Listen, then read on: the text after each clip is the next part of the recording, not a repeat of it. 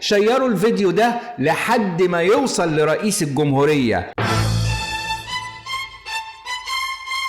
الهيئة الوطنية كانت بتقول بمنتهى الثقة: لم نرصد ولم يتقدم أحد بأي مخالفات. وأول ما الرئيس كتب بوست بعد اللي شافه على السوشيال ميديا، فجأة يا مؤمن 19 دايرة فيها مخالفات في 7 محافظات. يعني المخالفات كانت مستخبية، ولما الرئيس اتكلم ظهرت. والأغرب إن بيان الهيئة طالع نسخة من كلام الرئيس، كأنه امتحان إملا. الرئيس يقول والهيئة تكرر بالحرف. طيب سوهاج وقنا اتلغت فيها الانتخابات كاملة ما عدا دايرة واحدة. هو احنا مش عايزين نفس العدالة دي في باقي المحافظات، ولا العدالة بتطبق على محافظات ومحافظات لا؟ والمشكلة مش في إعادة الفردي، المصيبة الأكبر في القايمة المطلقة اللي ما اتلغاش منها ولا حاجة، مع إنها أصل الشبهات وأساس الفساد في العملية الانتخابية، وهي اللي هتدخل البرلمان ناس الشعب